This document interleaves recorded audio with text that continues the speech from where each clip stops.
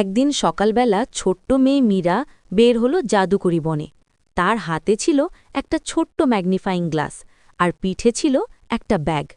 মীরা খুব কিউরিওসিটি ভরা, সে সব কিছু দেখে নতুন কিছু শিখতে চায়। হঠাৎ ঝোপ থেকে বের হলো তার প্রিয় বন্ধু ছোট্ট খরগোশ তুনু। তুনু বলল, মীরা, সাবধানে চলো, এই বনে একটা জাদুর ফুল আছে যা শুধু ভালো মনের লোকদেরই দেখা দেয়। মীরা হাসল আর বলল, ভয় নেই তনু, তুমি আমার সাথে থাকলে আমি সব পারব। তারা দুজন মিলে আস্তে আস্তে বনের ভিতরে ঢুকল। রাস্তার মাঝে তারা দেখে কথা বলা গাছ, গান গাওয়া পাখি আর আলো জ্বলা পাথর। তুনু খুশি হয়ে বলল, এই বনটা কত সুন্দর। হঠাৎ তারা দেখে একটা সুন্দর আলো ছড়ানো ফুল। মীরা বলল, এটাই কি সেই জাদুর ফুল? তুনু লাফিয়ে বলল, হ্যাঁ মীরা, আমরা পেরে গেছি।